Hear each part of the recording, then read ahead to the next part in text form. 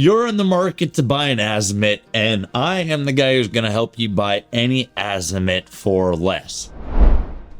Everyone in our industry loves to hate on Azimut. We had a saying for a while, ABA, anything but Azimut. But at the end of the day, they are one of the most popular builders in the world, and for a reason. The boats look great. They are at a great price point in comparison to other alternative builders, but they come with some challenges along the way. The biggest challenge you have when buying an Azimut is making sure you don't overpay, because the way the boats are priced on the market right now doesn't really make any sense. And I'm going to run through exactly why that is. With that said, here at Yacht Zero, we are your advisor. We are supposed to work for you to make sure that you buy the right yacht at the right price. Now, the way we do that is, see this QR code next to us? We have our yacht calculator tool that is free for you to use. You're going to get a custom video report that shows you analytics behind the scene that sellers and brokers never want you to know. We're going to look specifically at buying an Azimut S7 right now, what you need to know. Essentially, looking at this first chart, it tells us a pretty rough story if you're an Azimut seller right now.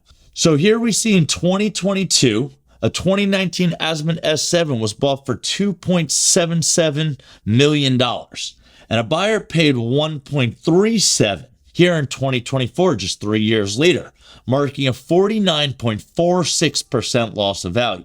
Normally, you'd say that's a tremendous reduction of value, but then you realize that all three 2019 Azimut S7s are respectively listed 17.86, 21.36, and 49.43 over what the last buyer paid in 2024. That means the moral of the story here is that pretty much one of these buyers is going to be buying this boat around $1.5 million right now. Now, again, most boats in class don't have 3 engines. That's a consideration. The fact that it does have 4 staterooms is a lovely feature. The fact that it looks so good and the bridge is more functional than some of the other boats in class, that's very nice. The carbon fiber accents, trade-offs, pieces to everything. So when we look at this chart, this plots the circles. That is essentially a boat that sold for the given model year, how many hours it had. These crosses indicate the boats currently available for sale.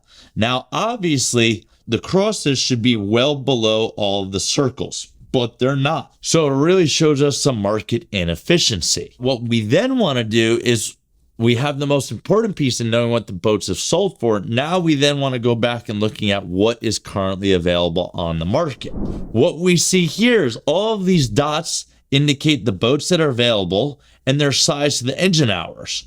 So, okay, this boat has higher engine hours. This boat has higher engine hours. And we probably know that triple play is down here with only 247 hours. Is it worth justifying a price point so much higher?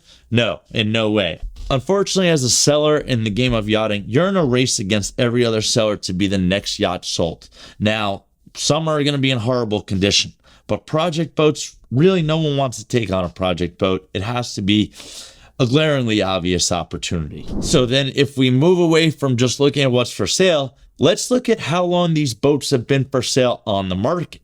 On the left side of this chart, we have the boats that are currently available for purchase. On the right side here, we have how long it's taken these Azimut S7s to sell over time, 150 days, or Azimuts as a whole to sell 210 days.